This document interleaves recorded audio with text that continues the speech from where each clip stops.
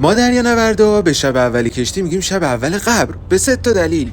سلام بچه‌ها، فوف یکو بگو. دلیل اول اینه که تو شب اول یهو تنها میشیم و خیلی به چشمون میاد که دستمون از خونه زندگیمون کوتاه شد. تلاش نکنید، به این یه مورد هیچ وقت عادت نمی‌کنید. بچه‌ها دومیش اینه که از محیط آروم خونه تو یه روز وارد محیطی میشیم که پر از نویز، صدای آلارم هست، تکون و وایبریشن و لرزش و طول میکشه عادت کنیم دیگه. سومیش هم اینه که غریزه بقای آدم فعال میشه تو شب اول و مغز خیلی هوشیار و بیداره، با اوورتینک کرده نکرده آدمو میاره جلو چشش.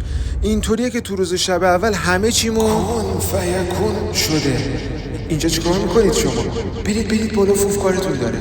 خلاصه بچه‌ها بالاخره صبح میشه و زندگی دوباره قشنگ میشه. به خاطر همین چیزا ما دریانوردا تو هر شرایطی قرار بگیریم تو 5 روز بهش عادت میکنیم. خوابایی هم که دریانوردا میبینن رو کشتی به سی دریمز معروفه که سعی میکنم بعداً پوشش بدم، یا اگه دریانوردا دارن اینو میبینن میتونن نظرشون رو براتون بنویسن. تو قسمت بعدی میخوام روتین زندگی دریانوردا رو شروع کنم بهت نشون بدم. مرسی که با من بودی.